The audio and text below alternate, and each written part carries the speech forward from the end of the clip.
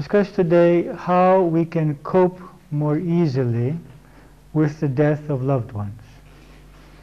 Now, we already have mentioned that the death of a loved one is the most painful experience that a human being can go through. And the worst of that is losing a child. But in my 30-some-odd years of experience, I see that people react quite differently to such events. I know, for example, one mother who had a firm belief in these spiritual truths and was able to handle the death of her adolescent son so that within weeks she was fine. Whereas I have met other people who, after 15 years, have still not overcome. So there seem to be some factors which govern how well we cope with the death of a loved one. And I'd like to discuss those today, and of course with the idea of how can we cope more easily. First of all, I remind you of the fact that you have in your packet of papers a questionnaire which has some questions, which says, how will you cope with the departure of your loved ones? How do you imagine you will feel in the case of the departure of any of your close loved ones from their temporary physical bodies? 2. Do you feel fear concerning this possibility? If yes, what do you fear the most concerning your loved one's departure from their temporary physical bodies? 3. Which truths or beliefs would you like to strengthen in order to be able to accept more peacefully the inevitable and totally natural fact that we are all temporary and that either you or your loved ones will be departing from your bodies before the other? And 4.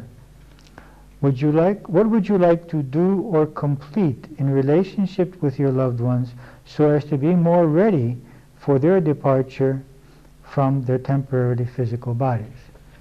Next week, before you leave your physical body, I'm going to ask you to write a letter to your loved ones.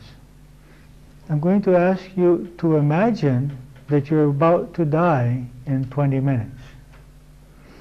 And that you have 20 minutes to write to your loved ones. So think about this week. What do you want to tell them?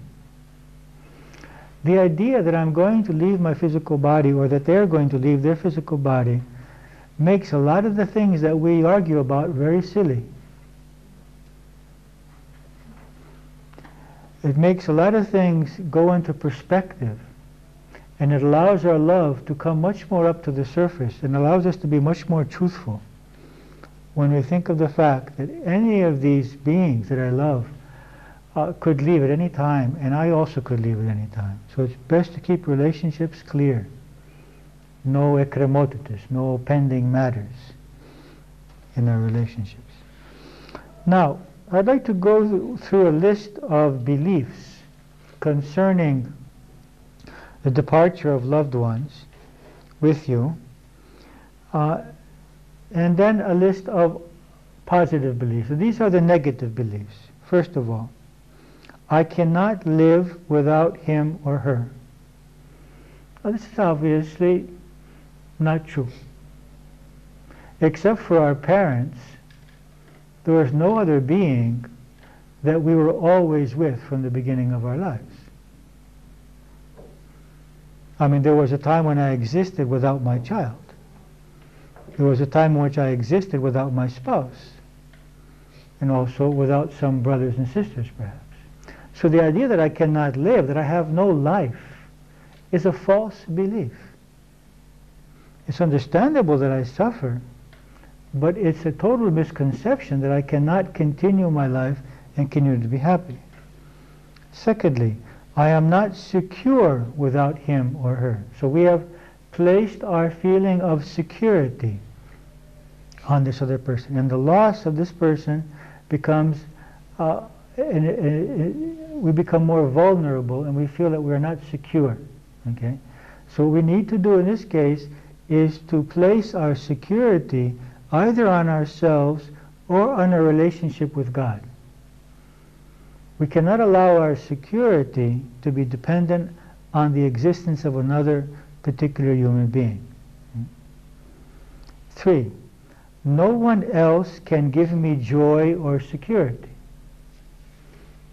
Now, I'm sure that many people feel this when they lose a loved one, but as the years pass, 4 years, 5 years, suddenly I realize that other people can also give me joy. So if I can do it in 5 years, why not do it in 1 month? One belief is, except for my own suffering, that this would be not being true to my loved one. That if I was true to my loved one, I would never love anybody else. I would never let anyone else make me happy. It's like I'm cheating, you see. But this is not true. This is definitely not true for the soul who has left the body. And this focusing on one being can definitely be an obstacle towards living our lives. My life had no meaning, has no meaning without him or her. So what are we talking about? Security, joy, meaning. These are things, very important needs that we get from our relationships. And when the specific being who gives us these, joy, security, or affirmation, or meaning, leaves the physical body, then we feel a tremendous loss. And the belief here is that I cannot find these within myself, security within myself, joy within myself, or meaning within myself, or I cannot find them in my relationship to God, or in my relationship with humanity, or in my relationship with another individual. There are so many possibilities.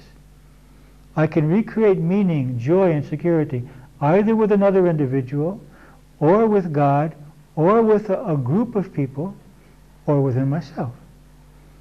And so the pain of the loss of a loved one is much greater when I am dependent.